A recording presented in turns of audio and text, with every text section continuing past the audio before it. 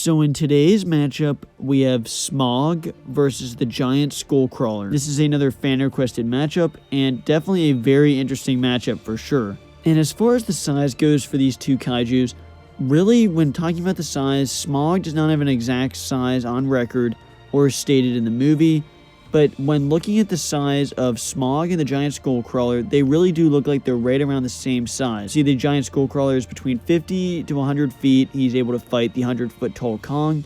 And just looking at the size comparison between Smaug and the characters in The Hobbit, they really do look like they're right around the same size. And so that's why in this matchup, I'm going to say they are right around the same size, especially when seeing the comparisons between the head of Smaug in this picture near a Hobbit versus the ones with the Skullcrawler near Kong. They definitely look like they are right around the same size. So for this matchup, I'm going to say they're right around the same size. Smaug is said to be one of the strongest dragons. It is stated that its skin is so tough, it's impenetrable, that no sword could possibly penetrate it. It's stated that his claws are like spears, and that his wings cause hurricanes, which in the movie you do see them take down trees just by flying. Some of Smaug's weapons are the tail that it has, the claws, the fact that he can fly, and the biggest weapon is the fire breath, which is absolutely insane and wreaks some major havoc in the Hobbit movies. The fire breath is easily the best weapon. That, in combination with the flying, makes Smaug an absolutely formidable force. And as far as the giant Skullcrawler goes, even as babies, these Skullcrawlers come out of the ground. They're absolutely terrifying creatures. They are so tough. They have the skull head, which keeps them safe and keeps them armored up. They are so tough. And even as babies, they're shown to be extremely deadly, taking out humans in seconds, not even a challenge. And obviously the giant Skullcrawler just takes all that up a notch, because this Skullcrawler ultimately goes into battle with the tail that can wrap around its victims and has the tough claws, the bite force, which is the main way how it takes out creatures, like you see the aftermath of a Skullcrawler taking out a Skur Buffalo. But the main positive, the main advantage for these Skullcrawlers really is durability, how tough they are, and just how formidable they really are. These Skullcrawlers are not just some random creature in an island that is just wandering around. These are absolutely terrifying creatures that are very tough and are even able to take on the king that is King Kong. But when looking at these two together, there are really a lot of similarities between these two. They are both extremely armored. They're both known for how durable they are. The tough skin of Smaug is said to not be able to be penetrated, other than obviously the weak spot, the one exposed spot. And for the Skullcrawlers, it's shown through the movie how durable they are, taking so much damage and continuing to go forward, getting punched, getting hit by things, getting knocked around, getting nailed by a propeller. It's just shown again and again how durable they are, and especially the giant Skullcrawler, all that durability is just taken up another notch. They are both armored, they're both tough, they are both extremely quick. It's shown in both of the movies that Smaug is extremely quick in the air and on the ground, and the Skullcrawler is very quick on the ground as well. Very quick shown on the ground with the fight moves, jumping around. And obviously in this fight, Smaug would obviously like to take the air in this battle because he can fly, and that is something that the Skullcrawler could not counter. But it is worth mentioning the similarities between these two, that they are both very armored, especially the Skullcrawler having the skull head and the tough spiny back. They're both very armored, very tough, and both very quick. And as far as what Smaug did in his respective movie, he was able to take out a city with the fire breath, just take out a bunch of land with that fire breath, and it's really shown how effective that fire really is, taking out so much land in barely any time at all, barely any effort. And Smaug was also able to survive the melted gold and was able to get completely drenched and was able to wipe that off, which shows extreme durability and really how tough his skin really is. Was able to run through a wall and eventually was killed by the weak spot in the end.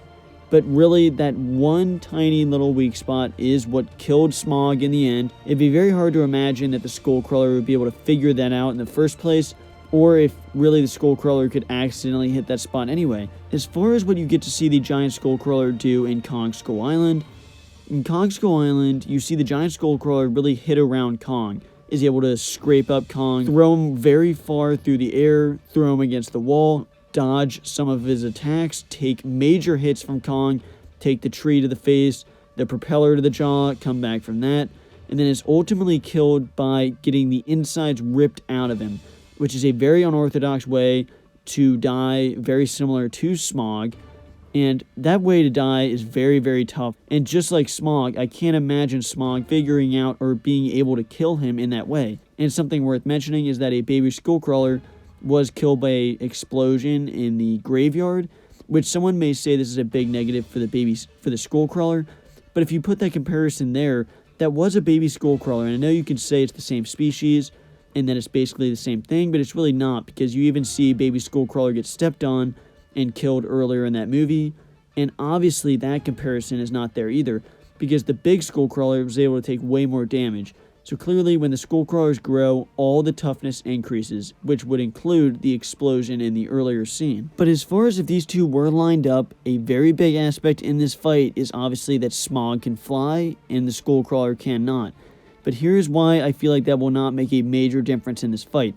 Obviously, flying will be a big impact on this fight, but I don't think it'll be the deciding factor, because yes, Smaug can fly, and yes, he has that fire breath, but I ultimately think that him shooting that fire breath from above him, just flying above him, will not do the trick. Smaug will have to get on the ground with this Skullcrawler to kill him. Because yes, earlier in the movie, a Skullcrawler was killed by the fire explosion, by the match, by the lighter, which seems like a very weak way to go out, and it seems like the fire would just be able to kill him if he just sat above him and kept firing it, but I really don't think that would be able to do the trick. I think this giant Skullcrawler is vastly tougher than what that baby Skullcrawler was, and I ultimately think if Smaug really just wants to keep doing the fire breath from above him, I don't think that's going to do it. I think he's going to be able to take that fire breath. His speed will easily be able to dodge the fire, even if it really does start doing some damage to him anyway, but I still don't think that fire will be able to kill the Skullcrawler. So I do feel that Smaug would have to get on the ground with this Skullcrawler, have to battle him out to the death on the ground, and he's going to have to actually get some damage on the underneath side of the Skullcrawler, or actually somehow get some damage on the inside of the Skullcrawler. And if this battle does take to the ground, this is where the Skullcrawler will have some advantage, because he could potentially get that weak spot. He could potentially try to claw in that area, and if he gets to that area, that could allow the Skullcrawler to possibly get this win. But ultimately in this fight, I feel speed and agility is even. They're both very fast. I feel durability is very even, just because of stuff that both of them have been able to do, and especially both of the unorthodox ways they have died. Shows that they have extreme durability. And the feats, I feel, is also a tie, because they both had very impressive feats. Smaug lighting up all those towns, the Skullcrawler taking as much damage as he did, going up against King Kong. But ultimately in this fight, I do feel Smaug has the much better attack. Having the fire is just a very tough counter. It's like having the atomic breath from Godzilla, that this fire breath is going to be very hard to deal with. And yes, I do feel the Skullcrawler could take this fire breath, but it would just be very difficult to send anything to counter that. Yes, he has the speed and the tail, but man, that fire breath is going to be very hard to deal with. And the abilities, being able to fly. I just feel everything's stacked against the Skullcrawler. On the ground, the Skullcrawler does stand a chance, but I feel that Smaug will be able to utilize his flying ability with the fire, and with his very strong attack and durability, he will eventually get this fight, and will utilize all of his abilities, and he will get this win in the end. But as always, let me know down below what you thought of this matchup, and who you think could win, or whether you think this fight was fair. I really do think this was a great matchup. I thought it was a great idea, and I would be very interested to see these two actually go at it in a fight. But make sure you let me know down below what you thought of this matchup, and thanks for watching.